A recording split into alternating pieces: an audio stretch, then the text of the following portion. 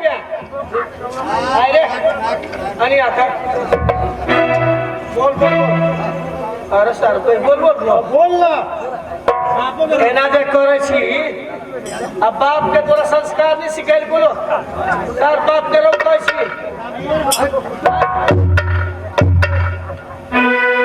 करे छी आखिर हारे छी तो लोग कदी का तो जो करवा के बेटा बोल पता है साथ जो करवा के बेटा बता भरो दे तू हमर बाप देखे हार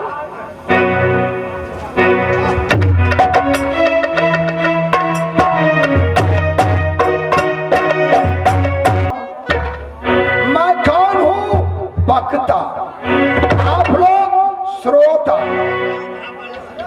मैं चौकीदार हूँ तो आप जमींदार हैं हे ज्ञान गुण सागर इस पर ध्यान दीजिएगा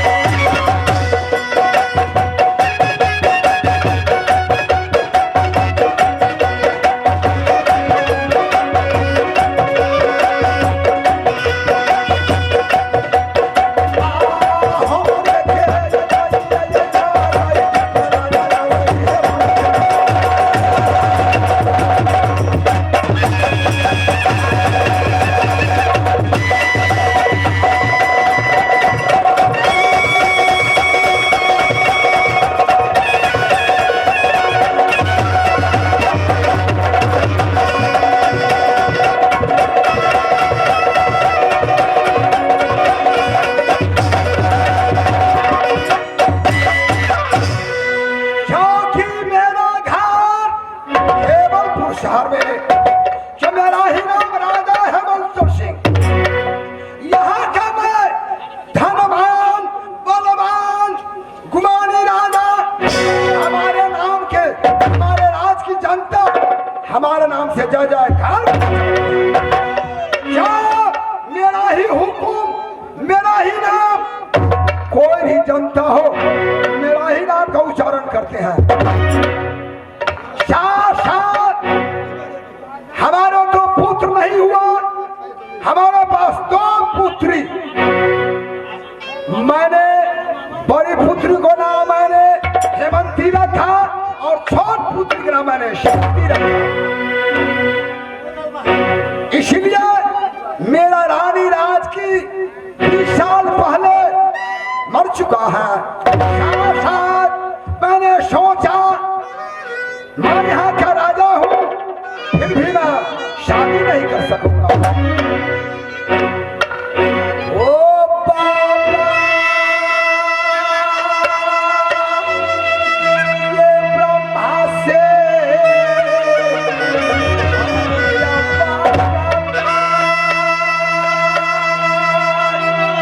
ओ राजा का जो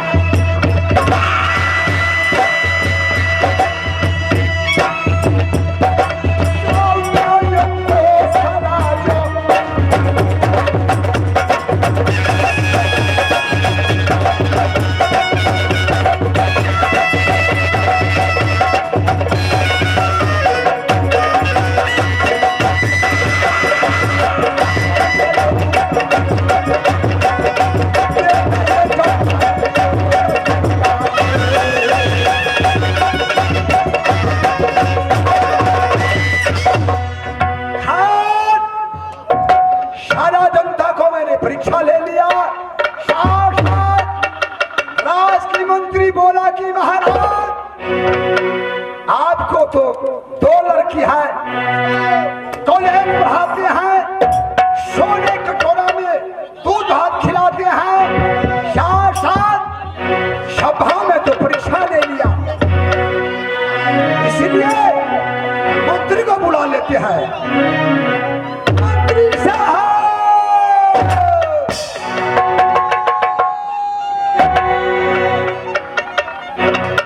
क्या रे ये कूट फैक्ट्री का ये क्या तुम अलार्म दे रहा है? हरामजादा खाना है महाराज, रात भर में 5 को चाय चाहिए, जब शाम को टाइम होते हैं महाराज 2 बोतल दारू चाहिए। अच्छा यार वही का बच्चा कोई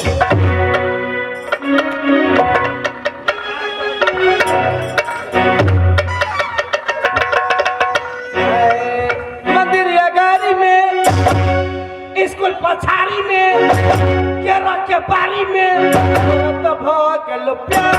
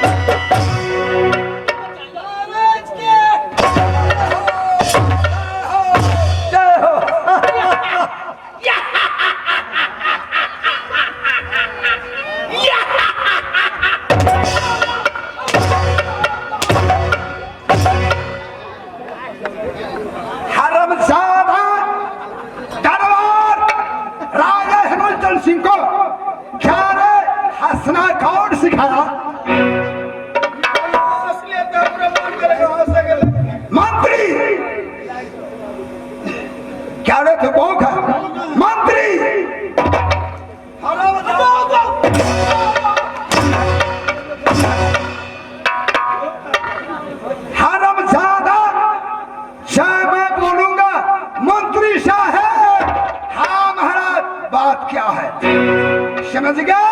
जी। एक लोग तुमने क्या कहा? जी।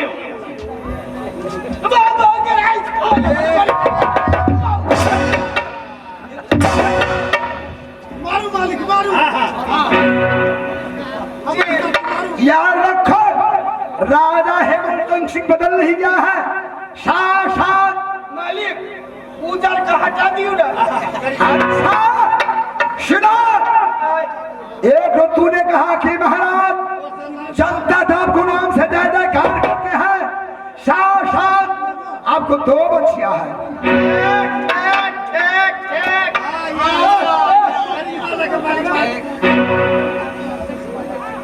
लोग ऐसा बोलेंगे तो क्या कहेंगे? राजा को मंत्री होते हुए ऐसा आवाज निकालते हैं, लोग हंस देंगे। जी जी जी जी जी मालिक, हम कहता था मजाक करा, हम कहता था सुनो, तुम यहाँ से महल जाओ, हमारे छोटी बेटी जो शांति है उसको बुला करके लाओ हमारे बंगला पर, सबको जनता को सामने, ताकि परीक्षा हो जाए।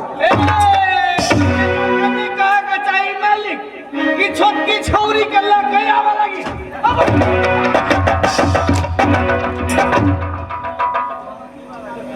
क्या रे, आज से छौरी को लफ्ज छोड़ो, गुड्डी बोलो, पपी बोलो। गुड्डी अल्लाह टाइम का है। जल्द जाओ। रे जाओ, खाना में जाओ, चाहते हो कि नहीं?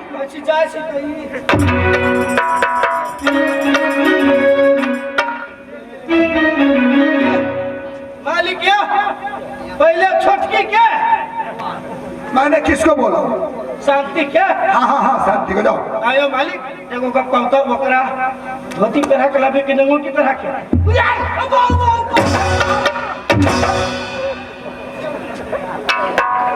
लड़की लोग धोती अंगूठी पहनती है, रेहर में ज्यादा शमीज सरवाल टू पीस घाघरा साड़ी पहनती है।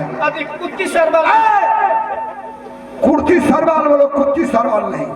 कुर्ती सरवाल जा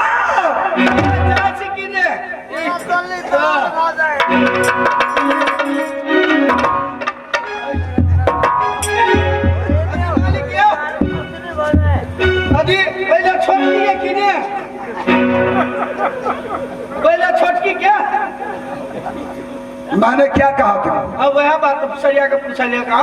ठीक है, हाँ शांति में सब ऐसा नहीं बड़ी मारे खाओ कहिए सब निमन बात कर चिकाली मारे क्या अति छोटकी है कि ना? हाँ हाँ कले मकरा अति घोड़ा पर भी गधा पर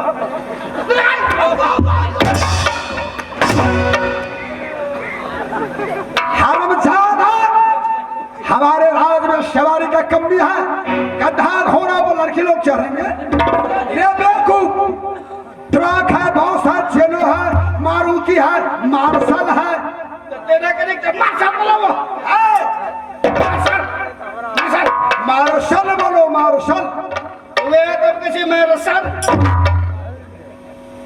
वे कैसे हम वे कैसे कितने कितने वो दिया बच्चे रे मार्शल हम तो वे कैसे मार्शल हम वे कैसे हम वे नहीं वो दिया बच्चे किला सुनो, मा मा रा रा सो लो।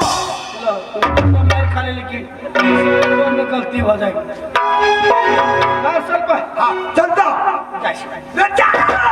अच्छी जाए भाई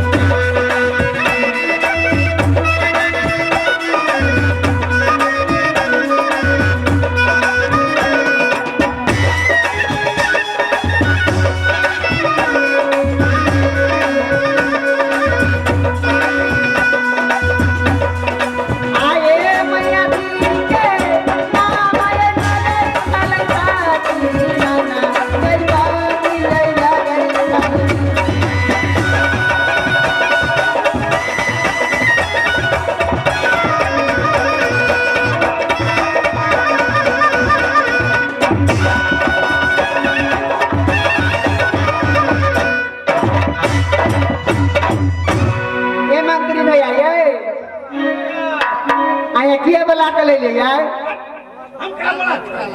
क्या के बुरवा बोलबे हमें आय हमर बाबूजी बला के ले के यार बाबूजी ना बुरवा हमर बुरबा हां वो बुरवा आय हमर बाबूजी है कच्ची बुरवा की आहा कहते ओकरा बुरबा ना बुरवा ने कहियो हार बाबूजी है तो चलू कल गया आवे लगी हमरा कल के आवला हमरा कल के आवेला चल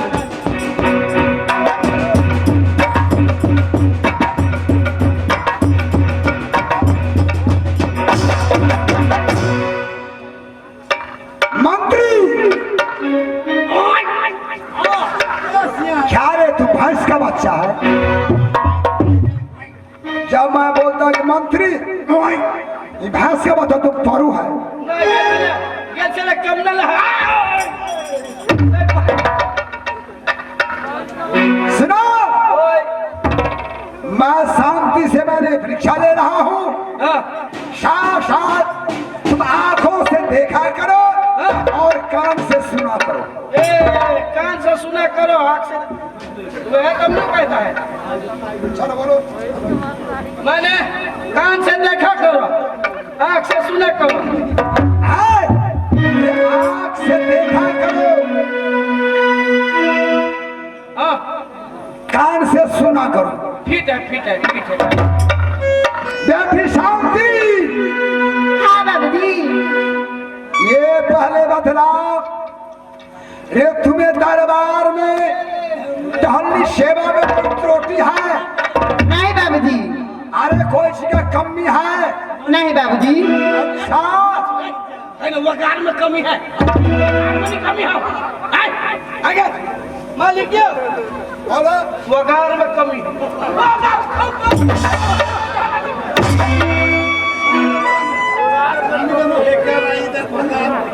धर्मशाला दरबार है, राजा की बंगला है, बंगला की जैसे बात का करो। कथी में कमी खाए पिए में तकलीफ है नहीं है मंत्री जी तो मैं छियाली से कान हुई अपने तकलीफ है बेटी शांति, हाँ बाबूजी आज तुम्हें ये सभा में बुलाया गया है। साथ ये पहले बतलाओ कि तुम्हारा जन्मदाता कौन है, अन्नदाता कौन है, तुम किसकी भाग से 5 कौर दाना खाती है, हाँ बाबूजी कपड़ा पहनती है, और तुम्हारा भगवान कौन? बाबूजी भाग विधाता हमार बाबे जी है, जन्मदाता हमार बाबे जी है, ओकरे भाग से खाना खाए छियै, ओकरे भाग से पढ़े लिखे छियै, ओकरे भाग से कपड़ा लत्ता पहिर छियै मंत्री जी। देखा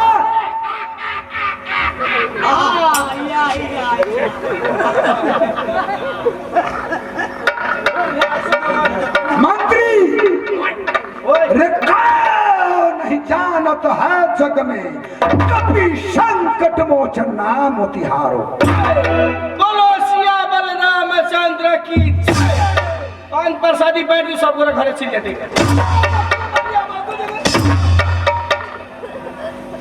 यहाँ सत्यनारायण भगवान को पूजा नहीं है, राजा की दरबार है। देखा तूने कहा आई कल को नहीं जागा अच्छा ये बतला कि छोटी तो मैट्रिक पास हुआ है, इतना बुद्धि है, बड़ी बेटी हेमंती तो बीकॉम पार कर गई। एगो बाप है छोटकी अत्ते बुधिया है तो बड़की कत्ते बुधिया होता क्यों नहीं, एक रसे तो बेसी बुधिया होगी ना क्यों नहीं?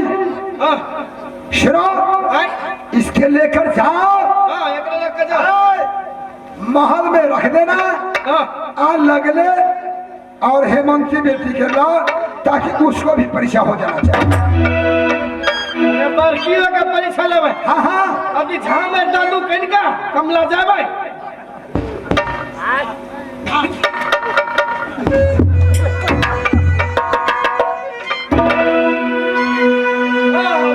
जाओ लेकर के। चलो अभी हाँ ये मंत्री जी ये भात का खिलावी आके नहीं है आके बाप कह दे गले गबैया में हाय हाय कर के आवाज लग गेल की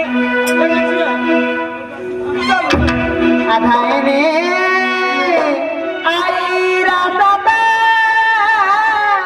गई बाहिना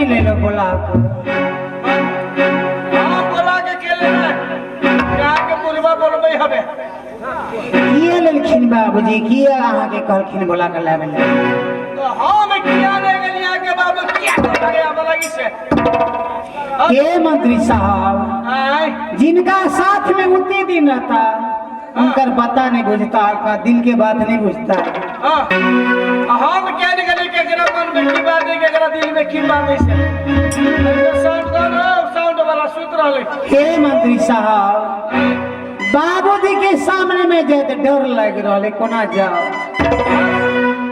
बाबूजी के सामने में तू कथी के डर अरे अपना बाप में पैर ले जाए में केकरा डर होई केला कथी के डर होते हे बुआ आय बस तभी डर लगे कोना जाओ मेरे का एमे डर लगे कोई बात नहीं है एकदम निशान से चलो एकदम कोई बात है कि नहीं हे बुआ बाबूजी नाराज छथे नाराज नहीं है कौन बात होती है कौन होते ते द्वार ने बोला लगा डर लगे जाए तो लिए नहीं जरा हम सीधे सीधे नहीं जरा लिए तो भी जा रहा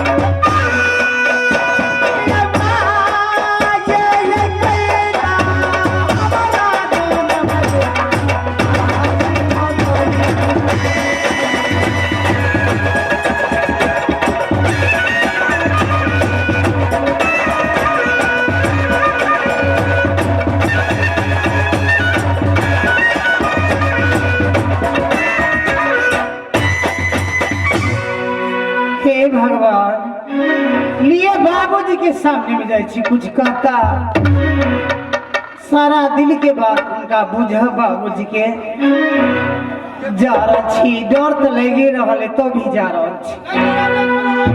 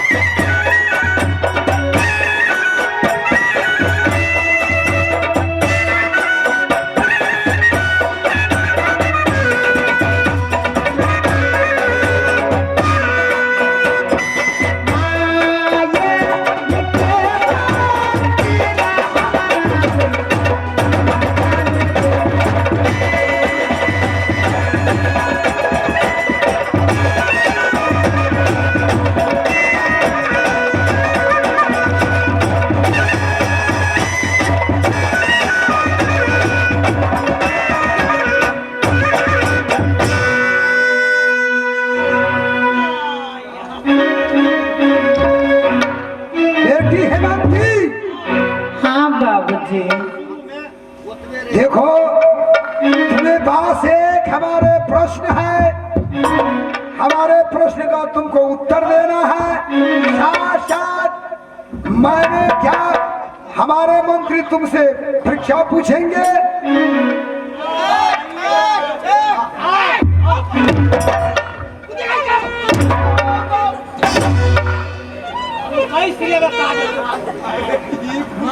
हरमजादा कुर्सी महाराज को क्या रे नौकर चाकर मंत्री गादी पर बैठते हैं।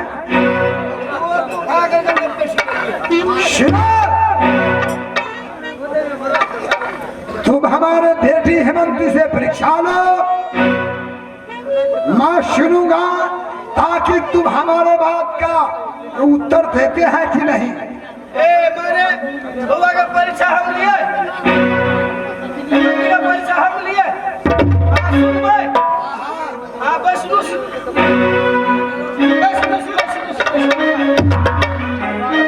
आज बुझलिए कथू न साफे न हमको बने तो पूछते केना कर आये नलकान।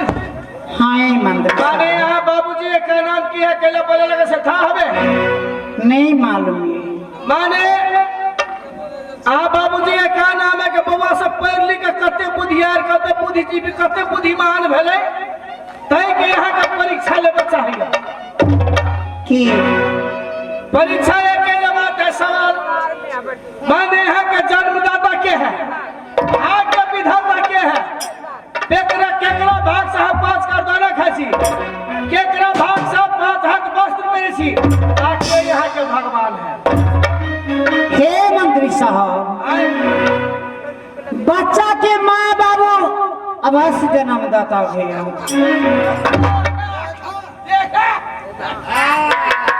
बच्चा के भाग अपना भाग से बच्चा 5 कर दाना 5 हाथ वस्त्र बच्चा अपना बदन में लगा।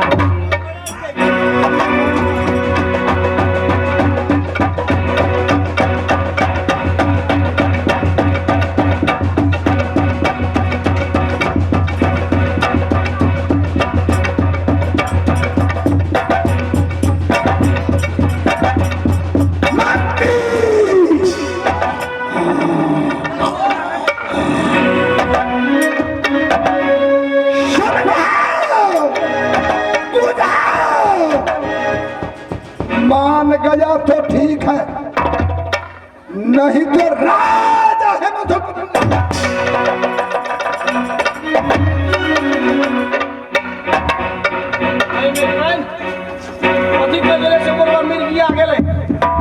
हे मंत्री साहब, बाबूजी के की कह कुछ नहीं कहला, लिए दिल के बात अहाँ के सुना उल्टा सीधा केला कह देलिए त के बुरबा के मिर्गी उखड़ गेल सो जाए।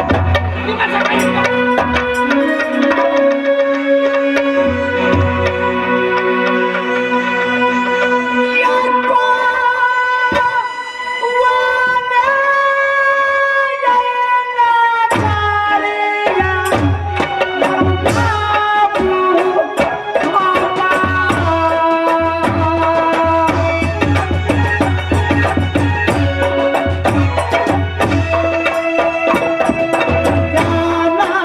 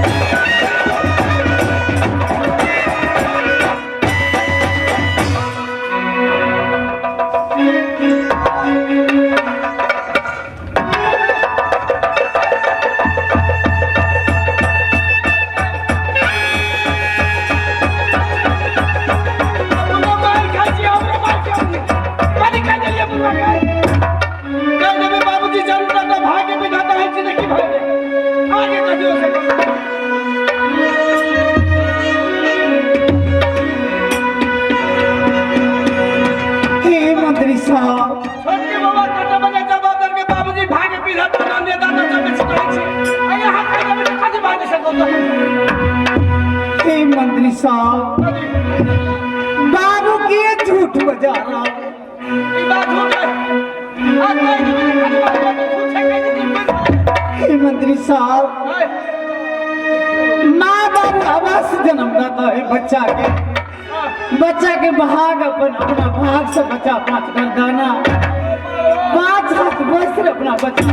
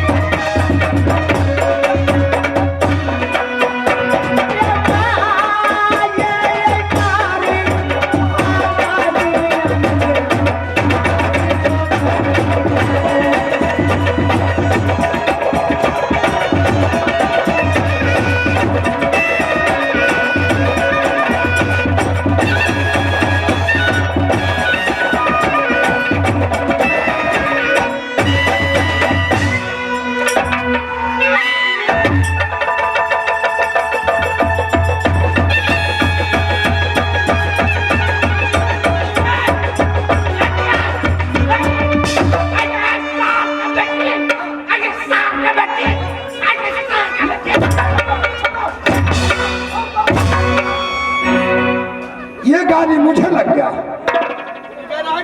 क्यों नहीं? ऐसे नहीं होगा। हमारे हाथ का कोड़ा लो,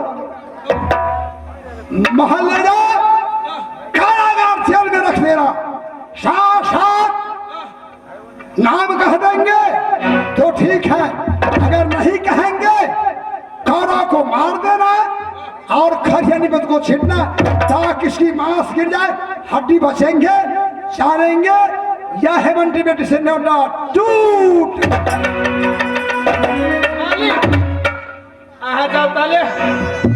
हम बउआ के समझा बुझावे छी, कहीं बात चेंज कर दो। आ जाओ जाओ जाओ बाबा बाबू कोन मिर्गी उखड़ के चले बाबू के दमो से बेसी चले। आज कह देबी बाबूजी जन्मदाता भाग्य विधाता है छी, आगे कथि हो सकता के मंत्री साहब, मनो के सबसे विशेष पाप झूठ बजना है। बाबूजी वृद्ध भ गेला, बाबूजी के बाद के कुछ बजेता कुछ बुझावला त अहाँ छी ने, अहाँ के झूठ बजा रहो के नहीं दुनिया में जने जन्मदाता हुई माए बाबू बच्चा के भाग अपन अपना भाग से बच्चा 5 कर दाना 5 हाथ बस बच्चा अपना बदन में लगा। अब तो ये देवी बाबूजी जब मैं सिलाई से तो तोरा कथि बिगड़ जा से कर। हे मंत्री साहब, दुनिया में मर जाब कट जाब कहीं चल जाए, नदी पोखरी डूब के मर जाए, कहीं फांसी ला के मर जाए, कहीं जहर खा के मर जाए, लेकिन झूठ कभी नहीं बात। हमरा पिटला रहे छे, देखबी हमरा पिटला में पीछे लालो का मजली है, हमने तो चिते द्वारा। हे मंत्री साहब, कन्नी को हमारे बात बुझ लिया, झूठ किए बजा देखबी पिटला रही हो।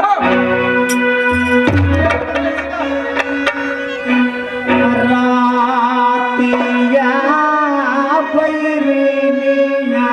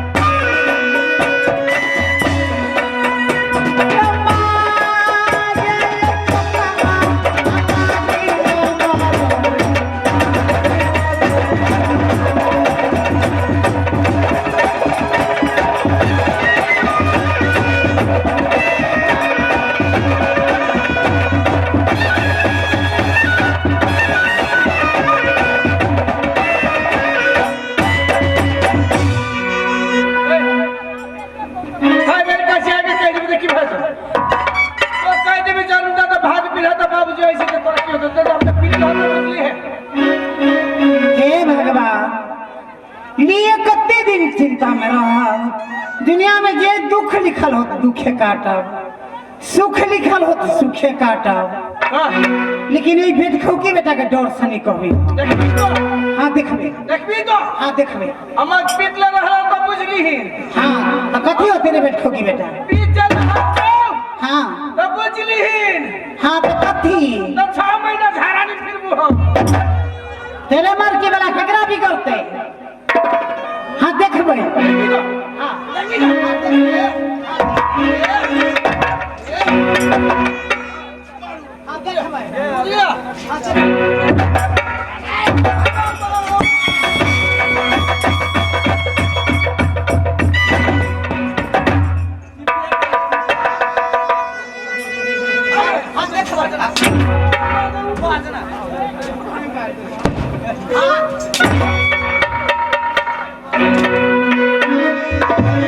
हाँ देखबे। अगर तो मर्दान भी कैसे से भगली गए। पेट खौकी बेटा, बाबूजी वृद्ध है, झूठ बजाता है, झूठ बजा। तो केलन बजबी से करो। हां नहीं केलन है कोना नहीं कर है। ए हां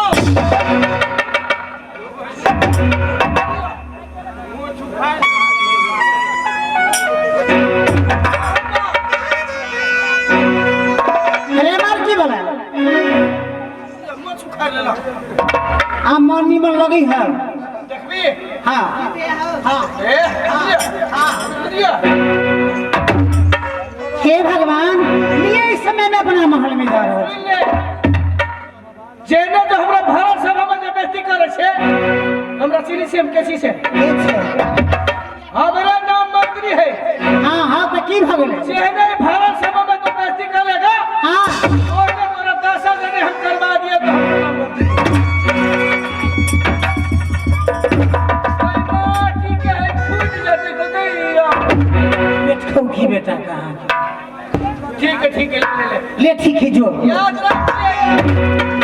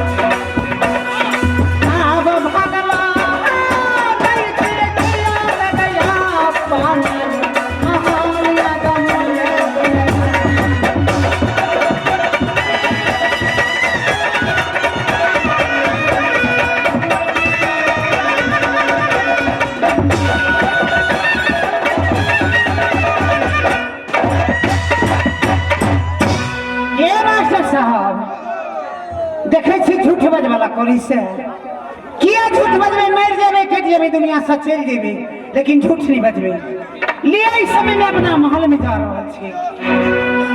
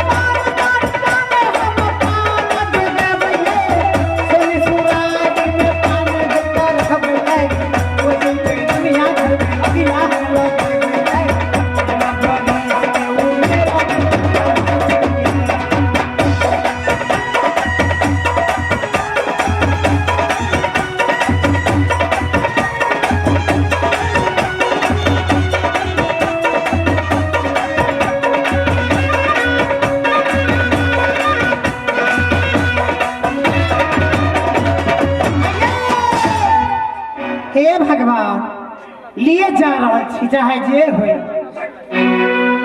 माये